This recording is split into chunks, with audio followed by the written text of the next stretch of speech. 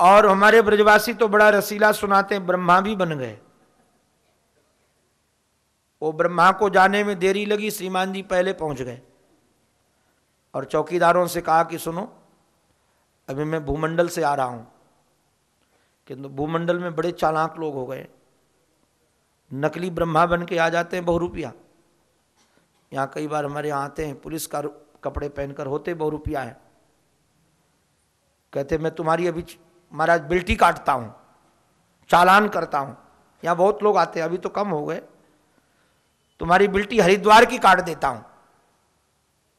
अब पुलिस वेश में आते हैं, वो कपड़े वैसे ही पहने हुए, जो न जानता हो डर जाएगा, होते बहुरूपिया हैं। तो भगवान भी ब्रह्मा बन करके गए और बोले कि वहां बहुरूपिया बहुत घूमते रहते हैं, और कोई ब्रह्मा बन करके आए तो अंदर मत आने देना। ऐसे नकली लोगों का यहां असली की जगह प्रवेश निषेध है। पहरेदारों ने कहा मालिक आप चिंता मत करो, इसके अंदर कोई ब्रह्मा नहीं आ पाएंगे, नकली का तो प्रवेश ही नहीं है। और जो अंदर गए तो ब्रह्मा जी आ गए। ब्रह्मा जी जाने लगे तो गेट कीपरों ने कहा बाहर चलो, गेट आउट विदाउट परमिशन, बाहर चलो बाहर। ब्रह्मा जी ने कहा कमाल है, क्यों बाहर निकाल रहे हो, तुम हमारे नौकर हो, मैं तुम्हारा थोड़ी हूं। बोले सब बहुरूपिया ऐसे ही बोलते हैं।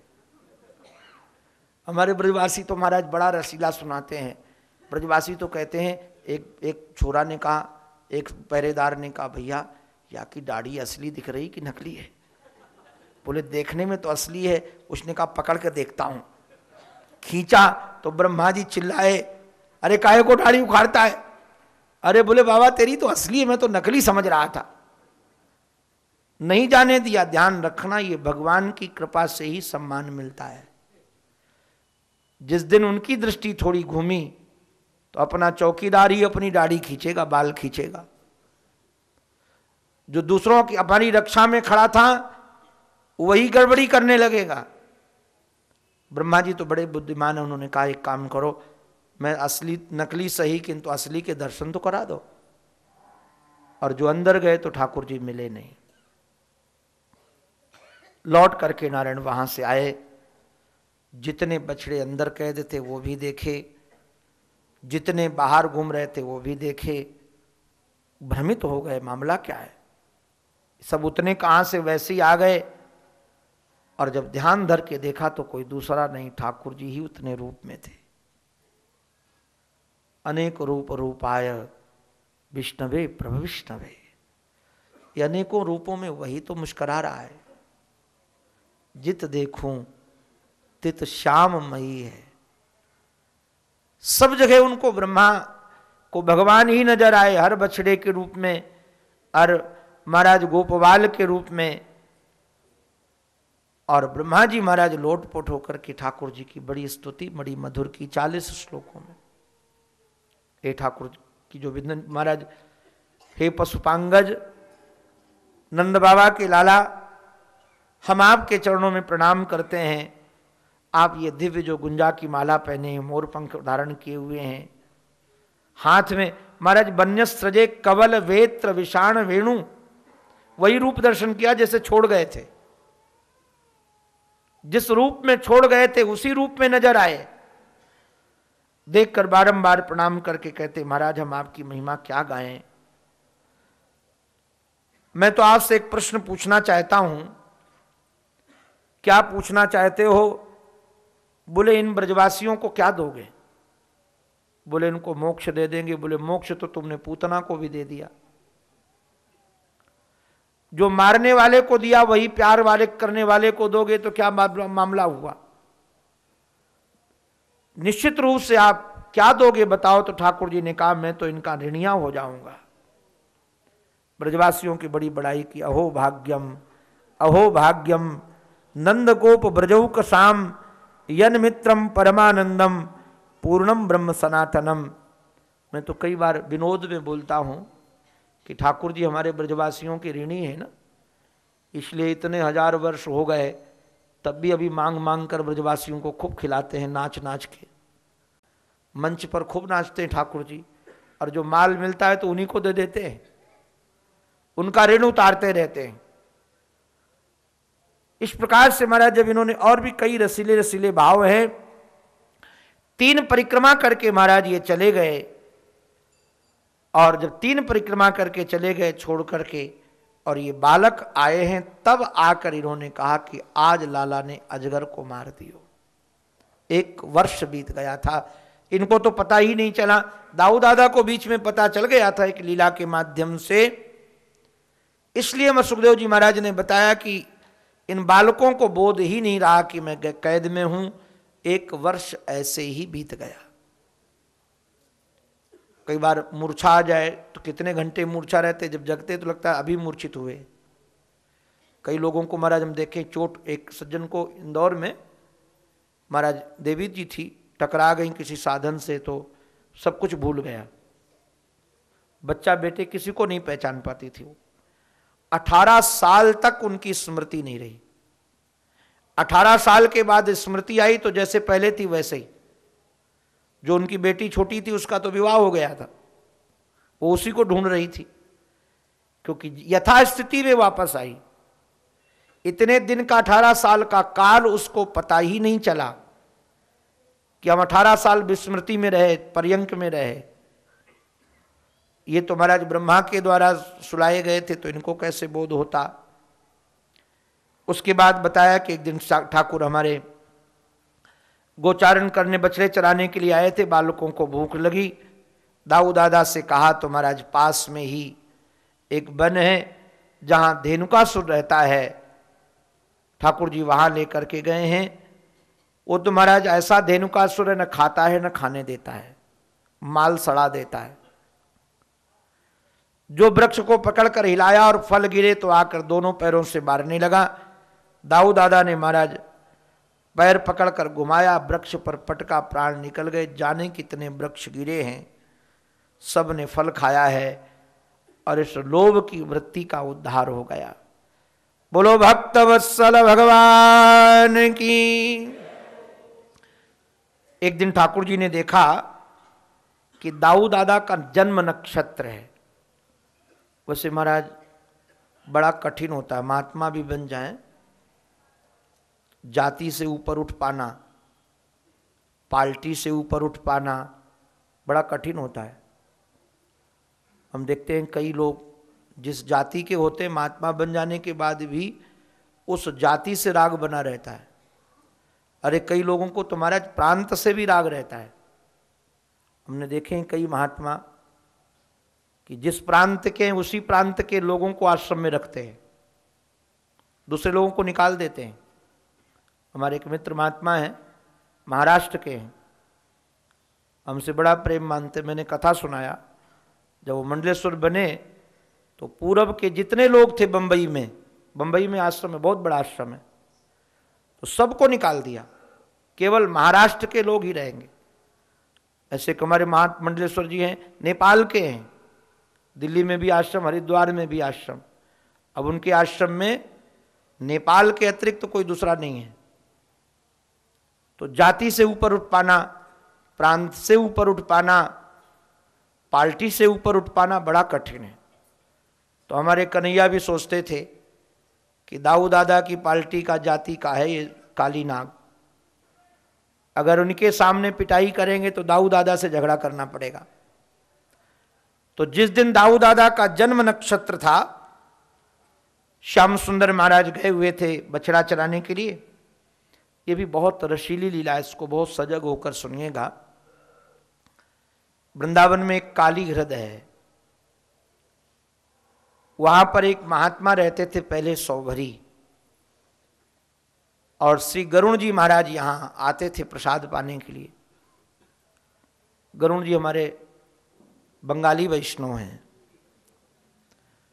और भगवान तो महाराज कैसे, आज मैं महाराज जी को सुन रहा था दोपहर में, महाराज जी ने कहा सबको, चाहे बंगाली वैष्णव हो, चाहे आसामी हो, चाहे कहीं का हो, भगवान सबको स्वीकार कर लेते हैं।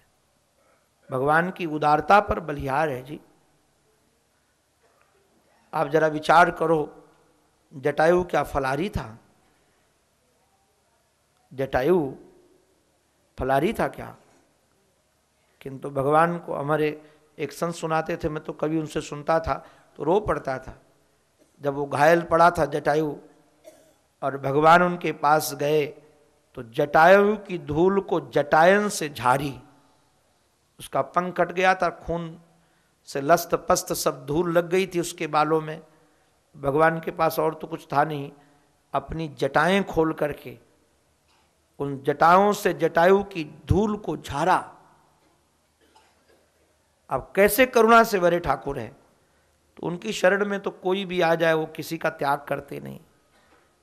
महाराज जी ने एक बड़ी सूक्ष्म दृष्टि खींची है कि आहार के नाते या किसी के नाते आप भक्त का परित्याग मत करो, भक्त को रोको भी नहीं कि यहां मत आओ। तो हमारे महात्मा ने गरुण जी को रोक लगा दी, यहां आओगे तो सर के 100 टुकड़े हो जाएंगे। तो गरुण जी ने तो आना बंद कर दिया, किंतु काली नाग आकर बैठ गया। अरे सज्जन को आना बंद करोगे तो दुर्जन आकर डेरा डालेगा। और ये काली नाग ऐसा था, इसके जहर के कारण सारा जल जहरीला हो गया था। ऊपर से उड़ते हुए पक्षी गिर करके महाराज जल कर राख हो जाते। चारों तरफ के वृक्ष जल गए थे जहरीले होने के कारण। कोई बछड़ा यदि गाय पानी के पीने के लिए जाए तो निश्चित मारा जाता। ठाकुर जी ने विचार किया, इसको निकालो।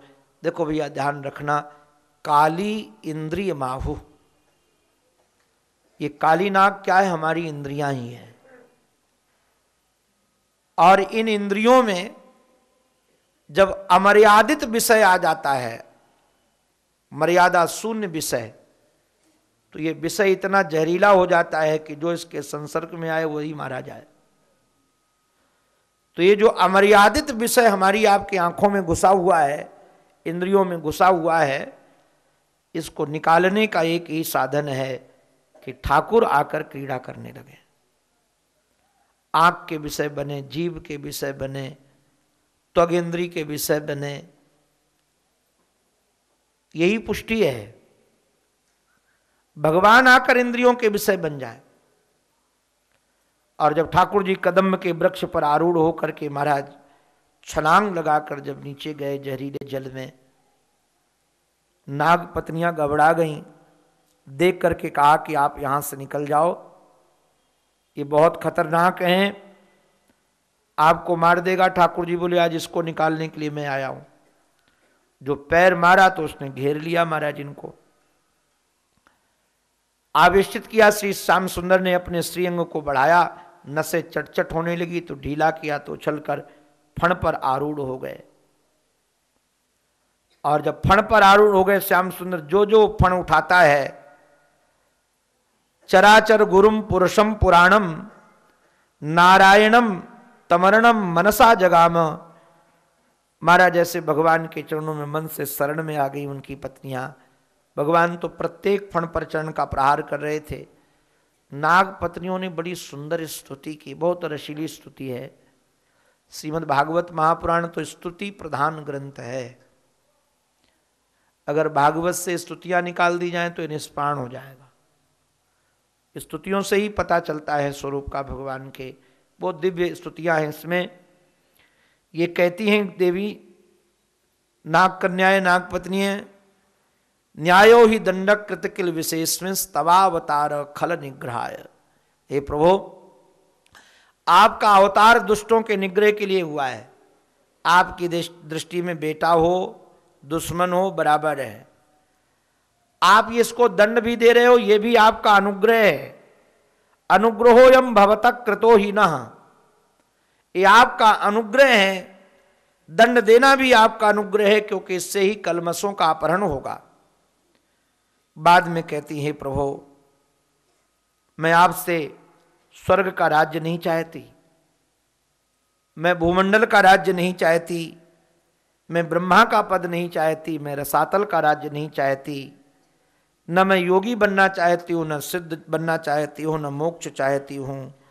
हम तो आपके वांछन्त यद पाद रज प्रपन्नाः, हम आपके चरण रज की प्रपन्न हो रही हैं, शरण रज की शरण ग्रहण कर रही हैं।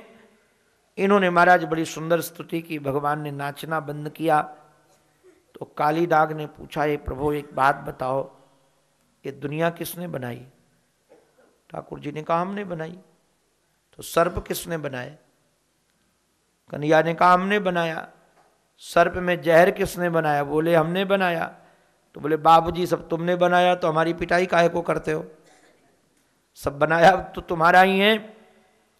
वयम खलाह सहोत्पत्त्या तामसा दीर्घ मन्नवाह स्वभाव दुस्तजो नाथ।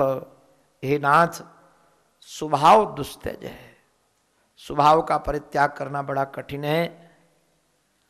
भगवान ने बताया कि तुम चले जाओ रमण द्वीप में। बोले महाराज वहां जाएंगे तो गरुण जी खा जाएंगे। बोले अब वैष्णव बन गए हो, तुम्हारे मस्तिष्क पर हमने चरण अंकित कर दिए, अब तुम्हारा कुछ नहीं बिगाड़ेंगे गरुण जी। महाराज ये रमण द्वीप में रहता था, गरुण जी का ही हक खा गया था और उनसे झगड़ा करके यहां आया था कि जानता था कि गरुण जी नहीं आ सकते। आज ठाकुर जी ने इसको भी वहां भेज दिया है। देखो भाई, इंद्रियों को मारना ठीक नहीं है, इंद्रियों को पवित्र करना ठीक है। इंद्रियों को नष्ट करना ठीक नहीं। कहो कि आंखें सौंदर्य की ओर भागती हैं तो आंखें फोड़ दो, तो फिर श्याम सुंदर का सौंदर्य कैसे देखोगे?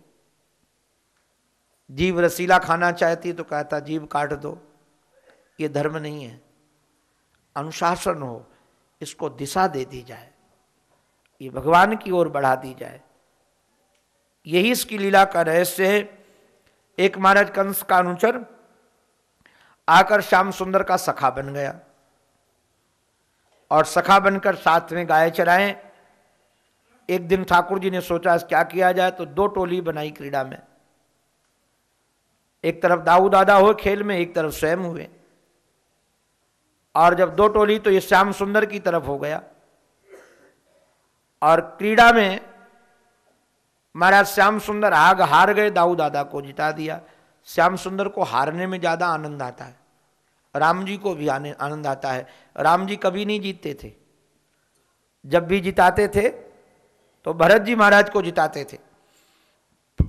अब जब ये महाराज हार गए तो भांडीर बन तक लाद कर ले जाना था, तो इसका नंबर आया तो दाऊ दादा ने प्रलंबासुर के ऊपर चढ़ाई की।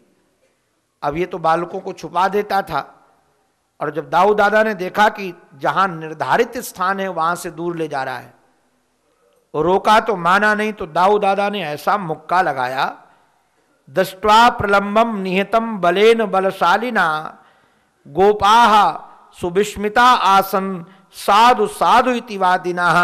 पहले तो लगा कि दाऊ दादा ने अरे ये किसी सखा को मार दिया। जब मुक्का लगा और वो प्रकट हो गया तब पता चला दुष्ट को मारा है। सब साधु साधु करके पुकारने लगे हैं, बोलो वृंदावन बिहारी लाल की। एक तो आपने जब सुना कि काली नाग का उद्धार किया तो रात्रि में आग लगी, इस अग्नि का भी भगवान ने पान किया। और ये आग जब गायों को चराने के लिए गए तो मुंजाटन में गाय महाराज जंगल में फंस गई, मुंजाटन में। और जब बालक घबरा गए तो भगवान ने सबके आंखें बंद करा करके पीत्वा मुखेन तान कक्षात। हमारे महाराज जी कहते हैं आंख क्यों बंद कराई, सखाओं को ऐसे सामने पी लेते। महाराज जी ने बड़ी रसीली बात कही। महाराज जी कहते थी आंख खुले में पीते तो बालक कहते मर जाना पसंद है, किंतु ठाकुर जी के मुख में आग जाए ये पसंद नहीं है। हम मर जाएंगे किंतु मेरे कारण ठाकुर जी को आग पीनी पड़े ये हम नहीं सह सकेंगे। उनके मुख में आग जाए, हम जलेंगे किंतु ठाकुर को नहीं जलाएंगे। तो उनके भावों की रक्षा करने के लिए ठाकुर जी ने किया है।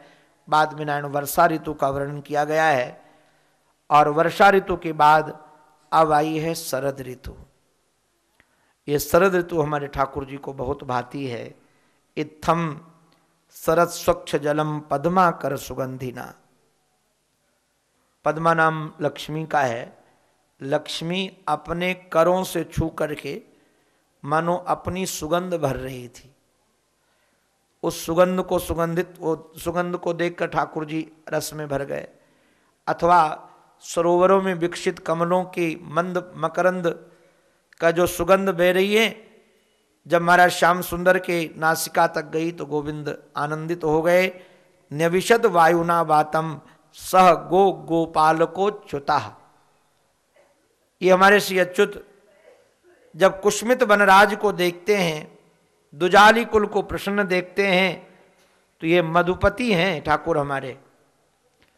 ये जो गाय चराने के लिए गए, चारयन गाह, तो उसके साथ में करते क्या है, बोले कि बालकों के साथ में सह पशुपाल बलस चुकूज वेणु, ठाकुर जी ने अपने अधरों पर धरकर वेणु बजाई है।